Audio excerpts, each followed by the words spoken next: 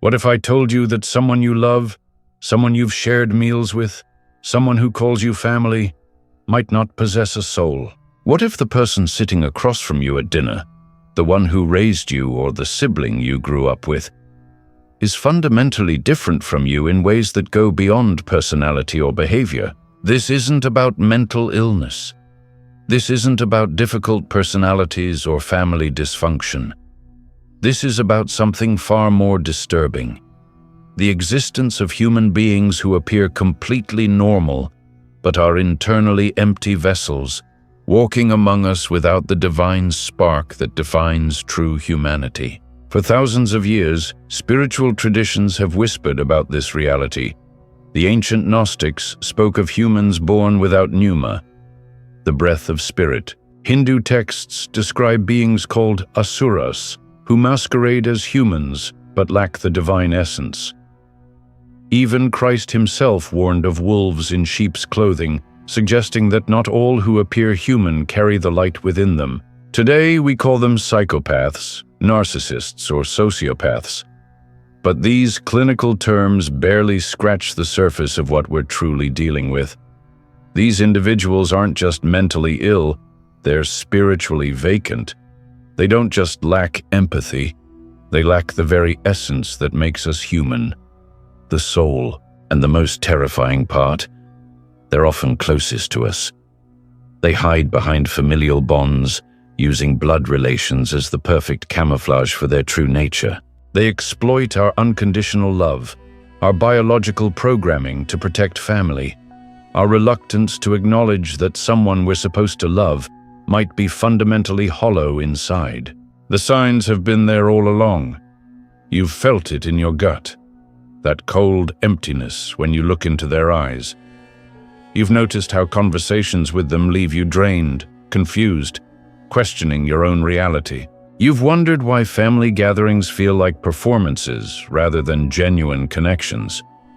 But you've pushed these feelings aside because they're family, and family is supposed to be sacred. But what if that sacred bond is one-sided? What if you've been loving someone who cannot love you back, not because they choose not to, but because they fundamentally lack the capacity? This knowledge isn't meant to create fear or paranoia. It's meant to protect you. Because once you understand the signs, once you can identify the soulless among your own family, you can finally stop sacrificing your spiritual well-being for people who see your love as nothing more than a resource to exploit. Before we dive into the signs, we must understand what we're looking for. The soul isn't just consciousness or awareness. Animals have that. The soul is the divine spark, the part of us connected to something greater than ourselves. It's the source of conscience, empathy, spiritual longing, and moral evolution. It's what allows us to feel awe when witnessing beauty, to sacrifice for others without expectation of return, to grow from our mistakes through genuine remorse. A person with a soul experiences internal conflict when they do wrong. They feel guilt, not just because they might be caught, but because their actions violated something sacred within them. They seek meaning beyond material success. They can sit in silence and feel peaceful rather than agitated. They change and grow throughout their lives, becoming wiser, more compassionate, more connected to truth. The soulless, however, operate entirely differently. They're biological machines programmed for survival and self-interest, but without the divine software that would allow them to transcend these base impulses. They can learn to mimic spiritual behavior, to use the right words, to perform the actions that suggest depth, but it's all hollow performance. Behind their eyes lies not the light of consciousness, but the void of absence. In families, this creates a unique dynamic of horror. While strangers might eventually see through their facade, family members are trapped by biology, history, and social expectation. The soulless family member has had years to perfect their mask, to learn exactly which buttons to push, which roles to play. They know your weaknesses, your triggers, your deepest fears and dreams. And they use this intimate knowledge not to love you more deeply, but to manipulate you more effectively. Sign 1. The hollow eyes, windows to nothing. The eyes are called the windows to the soul for good reason. When you look into the eyes of a soulful person, even during their darkest moments, you see something: pain, joy, confusion, hope, depth. There's a light there, a presence that acknowledges your own presence. But when you look into the eyes of a soulless family member, you'll notice something profoundly disturbing. There's nothing there. Not sadness, not anger, not even malice. Just absence. It's like looking into a mirror that doesn't reflect anything back. You might have noticed this during family photos. While everyone else's eyes sparkle with genuine emotion, love, happiness, even forced smiles that carry some authenticity, theirs look flat, almost mechanical. The smile reaches their mouth, but never touches their eyes. Even in moments of supposed joy, their eyes remain dead. This becomes especially obvious during family crises. When genuine tragedy strikes, death, illness, loss, everyone else's eyes reflect the gravity of the situation. Pain, concern, fear, love, these emotions are visible in their gaze. But the soulless family member's eyes remain unchanged. They may produce tears if they think it's expected, but the eyes themselves remain emotionally vacant. Children often notice this instinctively. They may be afraid of this family member without being able to explain why, or they might feel uncomfortable when that person tries to show affection. Animals, too, often react strangely to soulless individuals, either avoiding them entirely or becoming agitated in their presence. Sign 2. Emotional mimicry without authentic feeling. Soulless family members are masters of emotional mimicry. They've spent their entire lives studying the emotions of those around them, learning to replicate the appropriate responses. But their emotions are always slightly off, like an AI trying to simulate human feeling without actually understanding it. Watch them during family events. When others laugh, they laugh too. But the timing is slightly wrong, or the intensity doesn't match the situation. When others cry, they may produce tears, but something about their grief feels performed rather than felt. They've learned that certain situations require certain emotional responses, but they're following a script rather than experiencing genuine feeling. This becomes particularly apparent during intimate family moments. When a family member shares something deeply personal, a fear, a dream, a painful memory, genuinely soulful people respond with natural empathy. Their body language shifts, their expression softens. They lean in and offer authentic comfort or support. The soulless family member, however, will respond with what they think is appropriate rather than what they feel. Their comfort feels hollow. Their advice seems rehearsed. Their consolation lacks warmth. They may even use these vulnerable moments to gather information they can use later for manipulation or control. During arguments or conflicts, this emotional mimicry becomes even more obvious. They may express anger, but it feels cold and calculated rather than passionate. They might apologize, but the words feel empty, lacking the genuine remorse that comes from understanding the pain they've caused. Their emotional responses serve a purpose: to end the conflict, to maintain their image, to get what they want. But they don't stem from authentic feeling. Sign 3. The absence of genuine remorse. One of the most telling signs of a soulless family member is their complete inability to experience genuine remorse. When confronted with harm they've caused, they may apologize, but something fundamental is missing from their response. A soulful person, when they realize they've hurt someone they're supposed to love, experiences genuine pain. They feel the weight of their actions, the empathy for the person they've harmed, the violation of their own moral code. Their apology comes from this internal recognition of wrongdoing, and it's accompanied by a genuine desire to repair the damage and change their behavior. The soulless family member, however, apologizes as a strategy. They've learned that apologies end conflicts and restore their access to whatever they need from the family system. But their apologies feel mechanical, often followed by justifications, excuses, or even subtle blame shifting. They may say, "I'm sorry you felt hurt," rather than "I'm sorry I hurt you." The distinction is crucial. They're not acknowledging wrongdoing, they're simply acknowledging that their actions had an unwanted consequence. Even more disturbing is their tendency to repeat the same harmful behaviors despite numerous apologies. A soulful person, having genuinely recognized their wrongdoing, works to change. The soulless person simply becomes better at apologizing while continuing the same patterns. They may also use their apologies as weapons, bringing them up later to manipulate family members. "I already apologized for that," they'll say, as if the apology erased the harm rather than simply acknowledging it. They treat apologies like debt payments. Once given, the slate is clean and they owe nothing more. Sign 4. Parasitic energy drain. Soulless beings cannot generate their own spiritual energy. They must extract it from others. Within families, this creates a dynamic of chronic energy drain that can persist for decades without being recognized for what it truly is. After spending time with this family member, you feel inexplicably exhausted.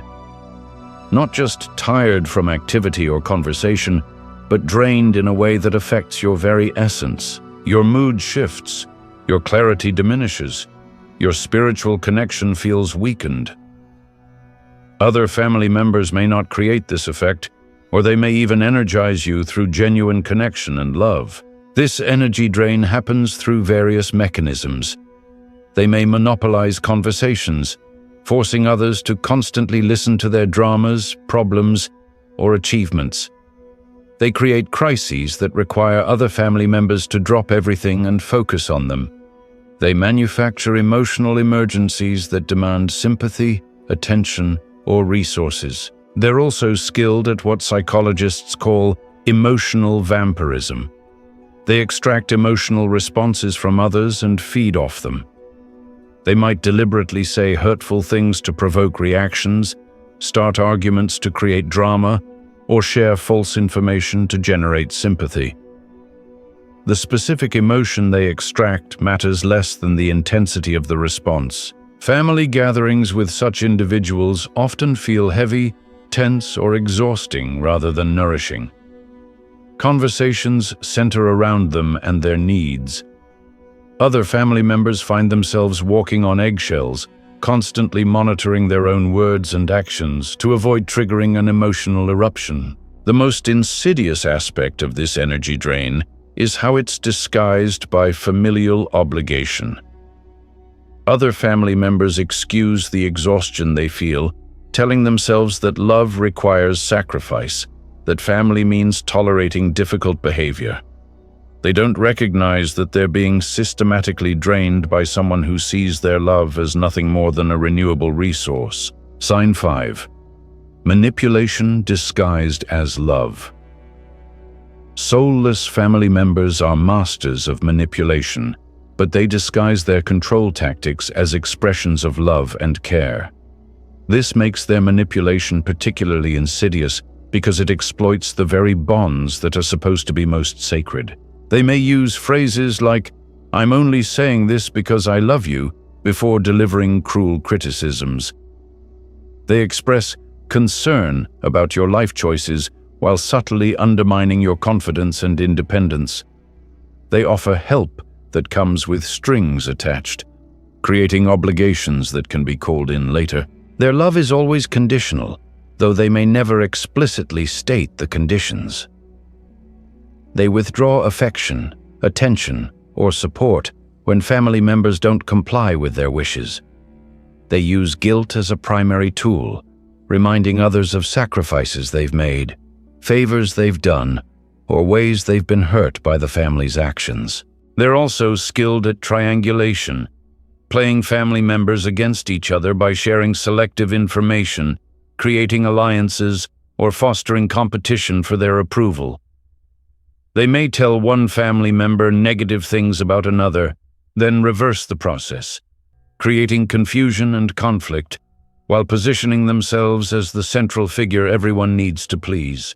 Their manipulation often escalates during times when family members are most vulnerable, during illness, financial stress, relationship problems, or major life transitions. They exploit these moments of weakness to gain greater control or to position themselves as indispensable. Perhaps most disturbing is how they use intimate knowledge gained through years of family connection. They know your deepest fears, your childhood traumas, your secret dreams and aspirations. While a soulful family member would use this knowledge to support and understand you better, the soulless family member weaponizes it, using your vulnerabilities against you when it serves their purposes. Sign 6. Absence of spiritual growth or authentic change. Despite years of life experience, relationships, and even spiritual practices, soulless family members remain fundamentally unchanged. They may alter their behaviors when it serves them, learn new manipulation tactics, or adopt different personas. But their core remains the same empty void. This becomes particularly obvious when you compare them to other family members over time. Soulful people grow, learn, evolve. They develop deeper wisdom, greater compassion, more authentic ways of relating. They make mistakes, feel genuine remorse, and change their behavior accordingly. Their spiritual journey, whether formally religious or not, shows progression toward greater love, truth, and connection. The soulless family member, however, remains static. They may go through the motions of spiritual practice, attending religious services, reading spiritual books, even leading spiritual communities. But none of it creates genuine transformation. They learn the language, the concepts, the expected behaviors, but their inner void remains unchanged. They may cycle through different spiritual or philosophical phases, adopting new belief systems with enthusiasm, only to discard them when they no longer serve their purposes. Their spiritual seeking is not driven by genuine hunger for truth or connection with the divine, but by the need to maintain their facade or to find new ways to manipulate others. Even when confronted with profound life experiences that would typically catalyze spiritual growth, near-death experiences, loss of loved ones, major life crises, they emerge unchanged. These experiences might modify their strategies or their presentation, but they don't touch the inner emptiness because there's nothing there to transform. Sign 7. Inability to experience awe or wonder. One of the most subtle yet telling signs of a soulless family member is their complete inability to experience genuine awe or wonder. While others in the family might be moved by sunsets, inspired by music, touched by acts of kindness, or amazed by natural beauty, the soulless family member remains unmoved. They may go through the motions, commenting on how beautiful something is, participating in family traditions, or even organizing events centered around supposedly meaningful experiences, but their participation is mechanical rather than heartfelt. They've learned that certain responses are expected in certain situations, but they don't actually feel the emotions they're expressing. This becomes particularly obvious during traditionally meaningful family moments. While others are genuinely moved by weddings, births, graduations, or religious ceremonies, the soulless family member's attention often wanders.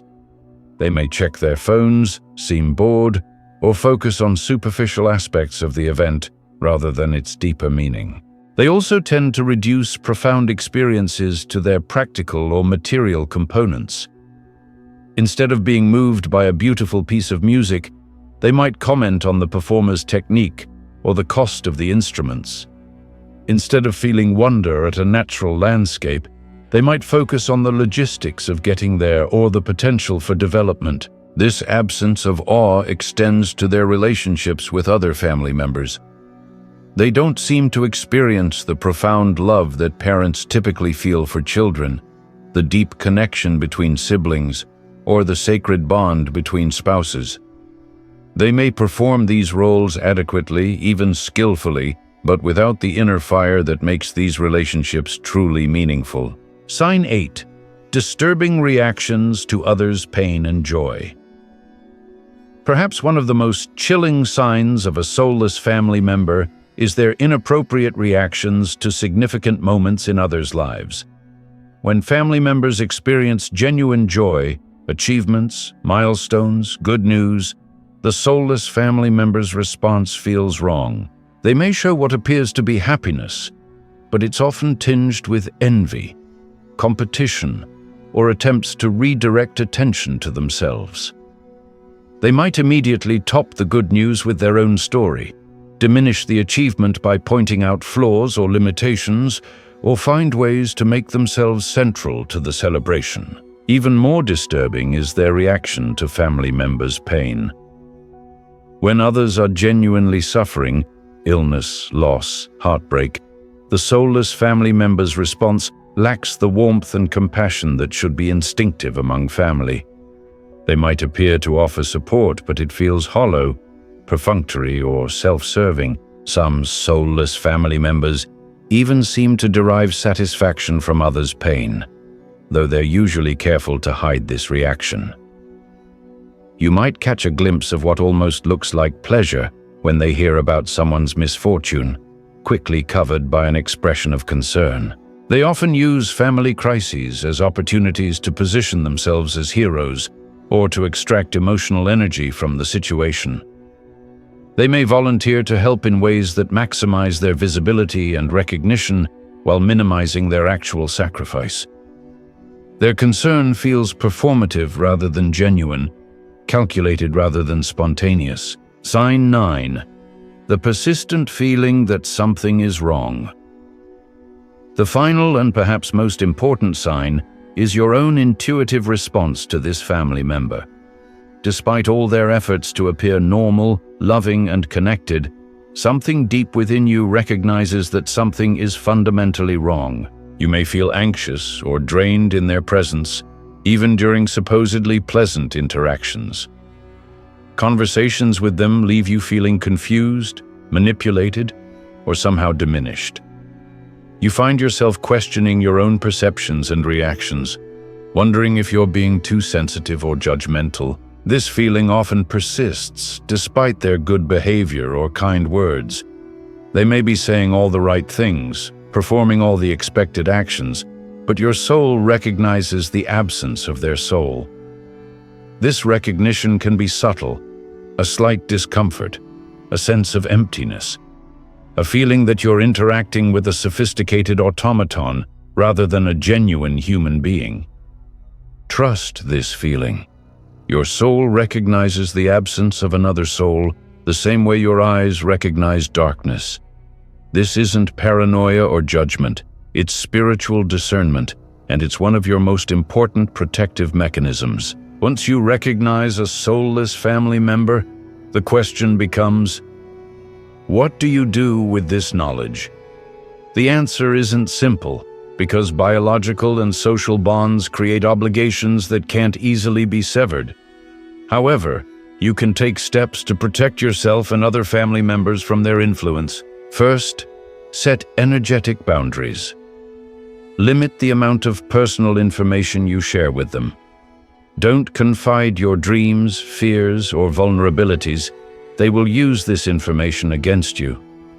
Keep conversations superficial and avoid getting drawn into their dramas or crises. Second, don't expect them to change.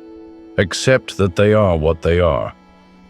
Don't waste your energy trying to awaken their conscience, heal their wounds, or appeal to their better nature. They don't have a better nature to appeal to. Third, protect other family members, especially children, who may be more vulnerable to their influence. Children often sense the wrongness instinctively, but lack the understanding to protect themselves. Create safe spaces where genuine love and connection can flourish without their interference. Fourth, strengthen your own spiritual practice. The more connected you are to your own soul and to the divine source, the less susceptible you are to their energy drain and manipulation. Regular meditation, prayer, time in nature, and connection with other soulful people can help maintain your spiritual immunity. Finally, remember that you are not obligated to sacrifice your spiritual well-being for someone who sees your love as nothing more than a resource to exploit. True love sometimes requires boundaries, even with family members. You can wish them well while protecting yourself from their influence. The hardest truth about soulless family members is that they teach us that blood doesn't always equal soul. The people we're biologically related to may not be our true spiritual family. Our real family consists of those who can love authentically, who share our capacity for growth and connection, who honor the sacred nature of human relationship. This doesn't mean abandoning difficult family members or cutting off all contact necessarily. But it does mean recognizing the difference between family members who struggle with their soul's journey and those who have no soul journey at all. The former deserve our patience and compassion. The latter require our caution and discernment. Your soul is precious. Your spiritual energy is sacred. Your capacity for love is a divine gift. Don't allow these to be exploited by those who see them as nothing more than resources to consume.